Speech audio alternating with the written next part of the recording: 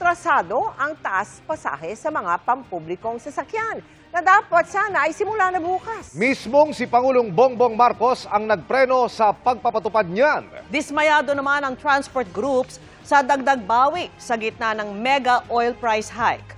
At nakatutok si Ivan Mayrina. Inanunsyo kahapon ng LTFRB ang taas pasahe sa mga pampublikong sasakyan. Pero bago pa ito maging epektibo bukas, pinigil ito ni Pangulong Bongbong Marcos. Sa aking palagay, dahil nga may problema pa rin tayo dahil sa gera sa Middle East, ay sabi ko siguro hindi ito ang panahon para magtaas ng pamasahe para sa ating mga kababayan.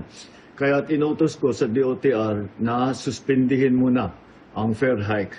Sa tingin ng Pangulo, sa kasalukuyang sitwasyon, ang kailangan daw ng mga commuter, ng mga manggagawa at estudyante ay ang pag-alalay ng gobyerno.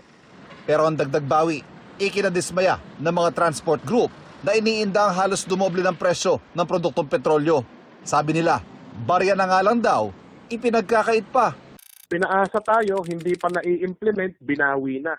Ito po yung masakit sa atin. Hindi pa nai-implement, binawi na, purong sulong, laban bawi, itong ating pamahalaan sa gitna ng krisis. Kung tutusin, alikabok lang yun, yung pisong yun. Kumpara sa diesel na kinikonsumo namin sa araw-araw na pamamasada. Titigil na lang po kami yan.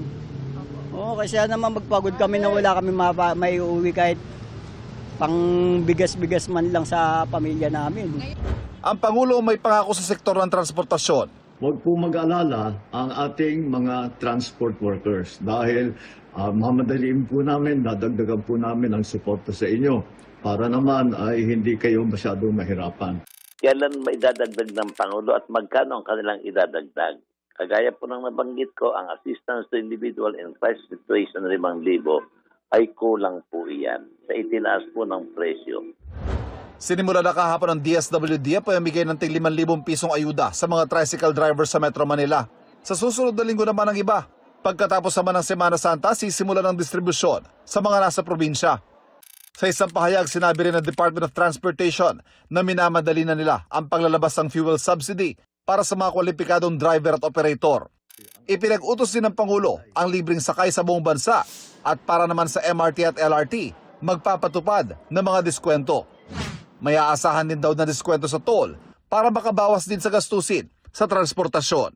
Kahit na may malaking gulo na nangyayari, ay ang aming hangarin ay basta't kaunti lang ang mararamdaman o sana man, kung kaya namin gawin, sana walang mararamdaman ng ating taong bayan sa kanilang araw-araw na pagtrabaho, sa ating mga estudyante na araw-araw pumapasok. Para sa GMA Integrated News, Ivan Mayrina, nakatutok, 24 oras.